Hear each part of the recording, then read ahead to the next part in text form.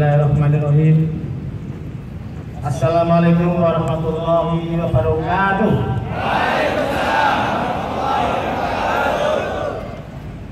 Alhamdulillah, alhamdulillah, la haula wala quwwata illa billah. Yang saya hormati Ketua Umum Pemuda Muhammadiyah, Saudara Dhanil Azhar Simanjuntak. Yang saya hormati jajaran pengurus wilayah Muhammadiyah Jawa Timur. Yang saya hormati jajaran pengurus daerah Muhammadiyah Kabupaten Gresik. Yang saya hormati Direktur Petrokimia Gresik yang berkenan hadir pada kesempatan kali ini. Yang kita hormati dan kita banggakan Wakapolres dan seluruh jajaran kawan-kawan kepolisian Kabupaten Gresik yang kita cintai.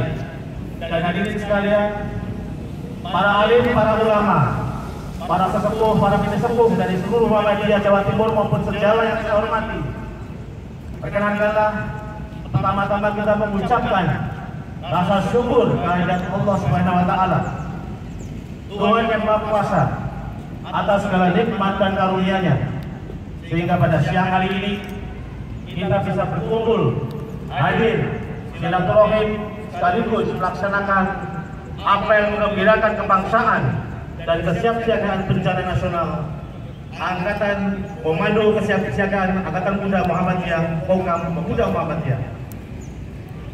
Hadirin sekalian dan seluruh rekan-rekan semua yang saya cintai, tidak terasa perjalanan kita semua sebagai kader Pemuda Muhammadiyah sudah berjalan lebih dari 85 tahun. Beberapa waktu yang lalu kami menyaksikan dan kita semuanya barangkali hadir pada saat perayaan 85 tahun Gerakan Pemuda Muhammadiyah. Rekan-rekan sekalian, saya berharap Pemuda Muhammadiyah, Pokam khususnya, Komando Kesiapsiagaan Angkatan Muda Muhammadiyah, jangan kemudian semuanya terjebak dalam seremonial. Jangan hanya semuanya terjebak dalam sesuatu kultur-kultur yang sifatnya hanya sekedar rutinitas. Tetapi marilah kita berpikir, marilah kita bercerna, marilah kita merenungi apa yang sudah kita kerjakan sebagai kader Pemuda Muhammadiyah. Saya akan membawa kita semua mengingat kembali betapa insya Allah kader Muhammadiyah sudah memberikan torehan tinta emas perjuangan kebangsaan negara kesatuan Republik Indonesia. Insya Allah dan insya Allah, sejak dari proklamasi kemerdekaan 1945, Bung Karno adalah tokoh Muhammadiyah, Ibu Fatmawati adalah tokoh Aisyah Muhammadiyah.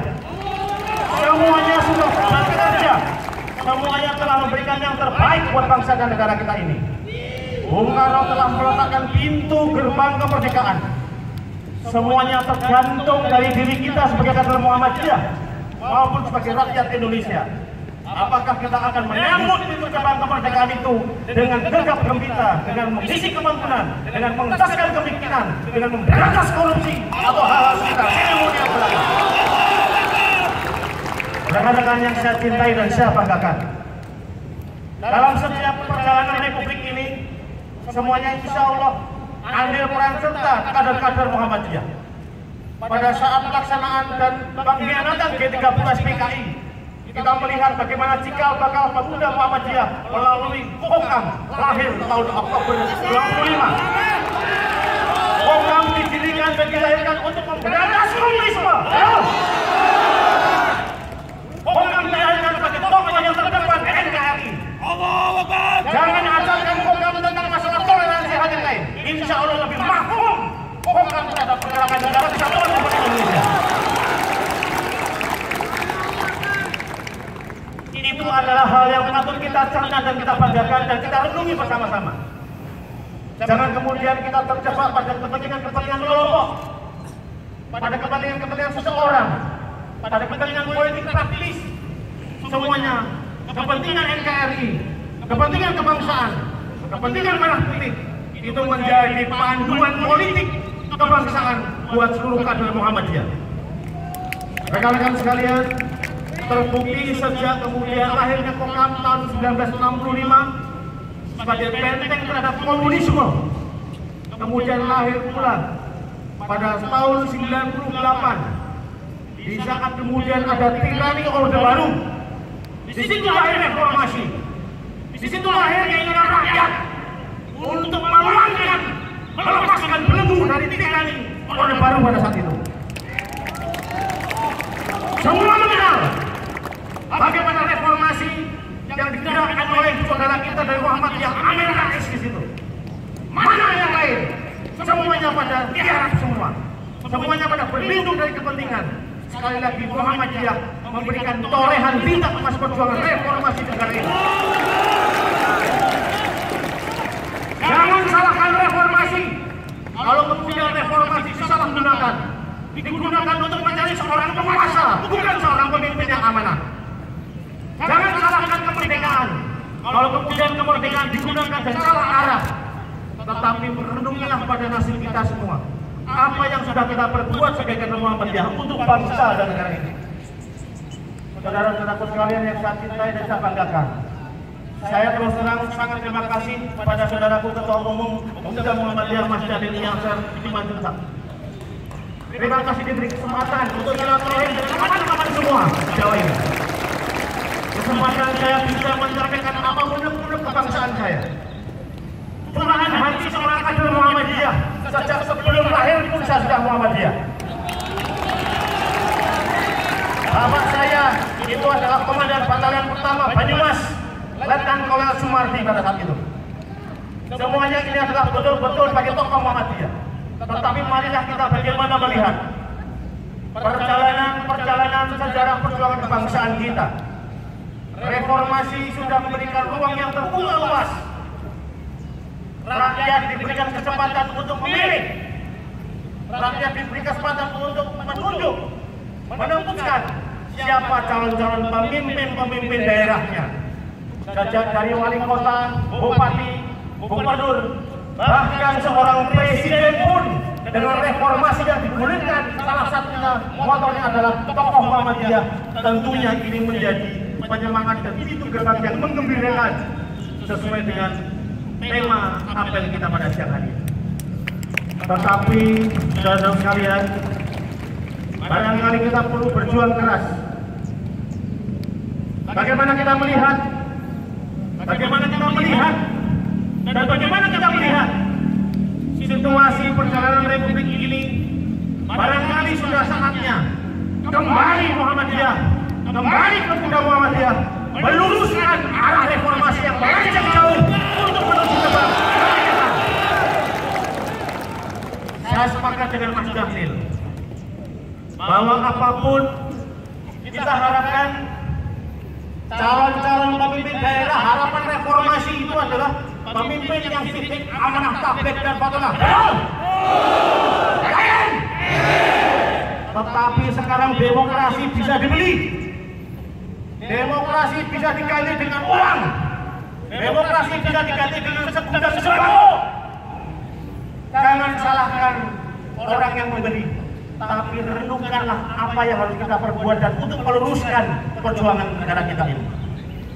Rekan-rekan sekalian, saatnya insya Allah mari kita sepakati dan kita amini amanat dari Inspektur Upacara Ketua Umum Pemuda Muhammadiyah. Aplaus yang meriah buat Mas Dhanil.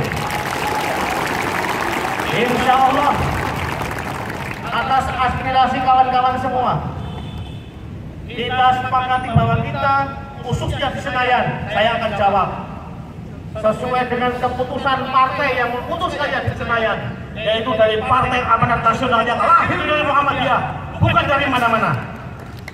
Kita memutuskan untuk menolak hak angket. Tidak akan mengirimkan anggota pansus untuk hak angket itu. Ini adalah bentuk komitmen Partai Amanat Nasional yang sudah diputuskan oleh Ketua Umum Saudara Zulkifli Hasan, yang sudah diarahkan oleh Ketua Dewan Kehormatan Partai Amanat Nasional Saudara Profesor Amin Rais kepada kami semua di fraksi Partai Amanat Nasional DPR RI. Untuk itu, marilah rekan semua, mari kita perkuat KPK, mari kita perkuat pemberantasan korupsi.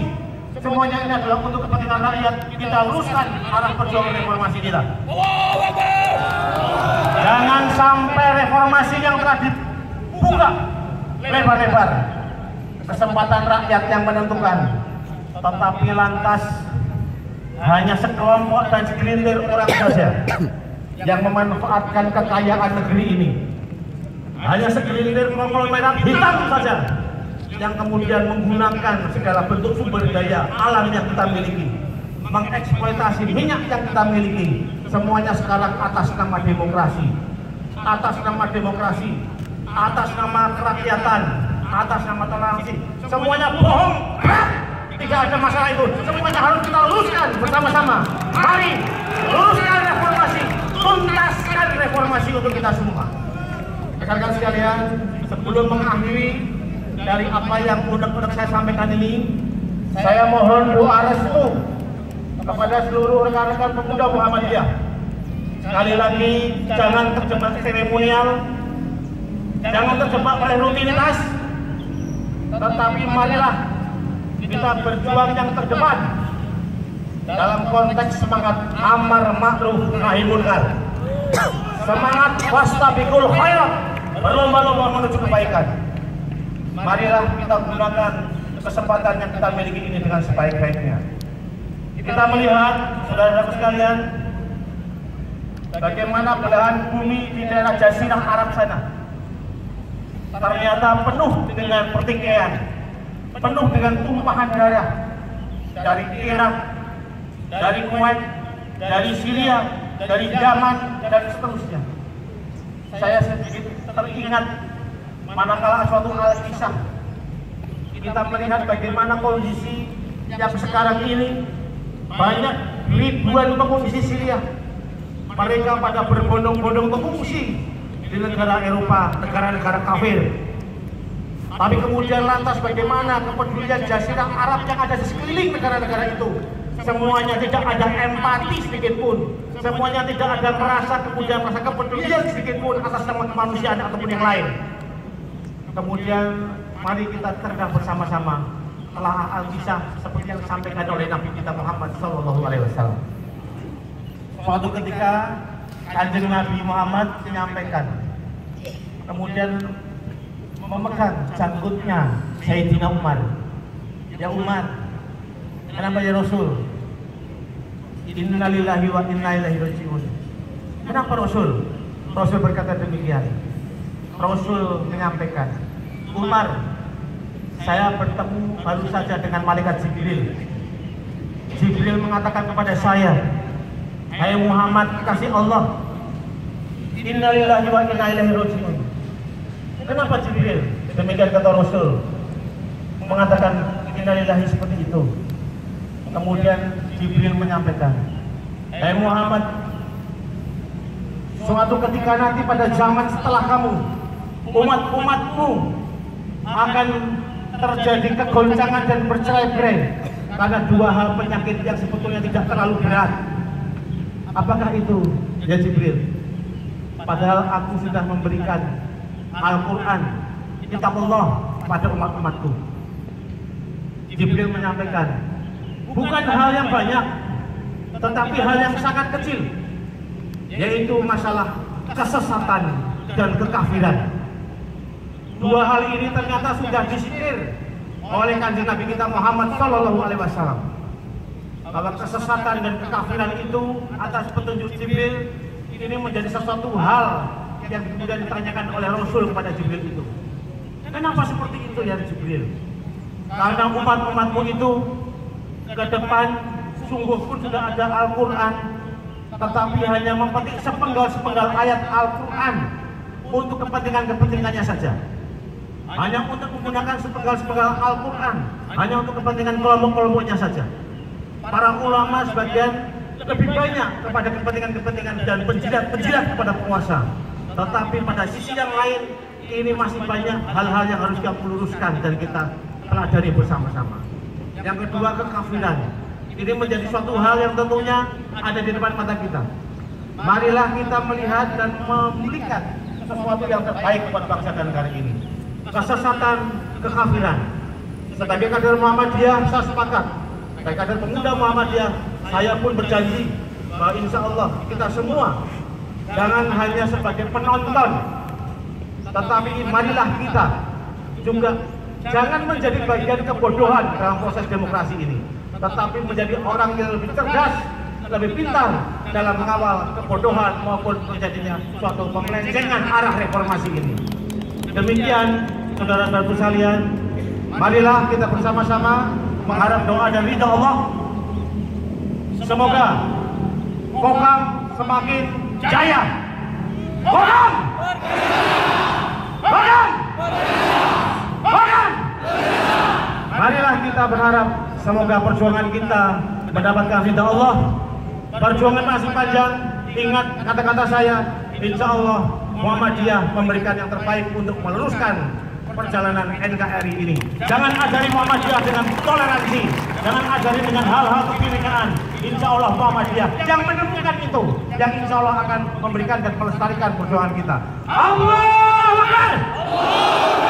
Allahu Akbar! Allahu Akbar! Terima kasih. Nasrul minallah wa fathul qarib. Fastabiqul khairat. Wassalamualaikum warahmatullahi wabarakatuh. Kita beri tangan yang meriah untuk Wakil Ketua DPR Republik Indonesia.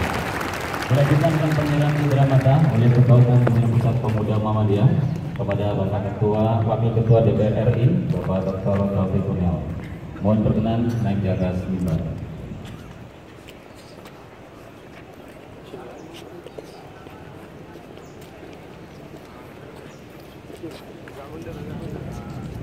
Pasukan, Bang. Hah? Iya, iya. Background-nya bukan. Kamera sini, Mas. Kamera sini. Setelah ini dilanjutkan dengan foto bersama. Kami mengundang kepada yang terhormat Bapak Direktur Utama PT Petroleum. Tahan, Bang, tahan. Satu. Yo, 1, 2, 3. Kemudian Bapak Kapolres 1, 2, 3. 1, 2, 3. Kabupaten Gresik, Ketua Bina Daerah Kabupaten Gresik, Ketua PWPM 10 Jawa yang hadir, saudara rakyat, bagi yang lain,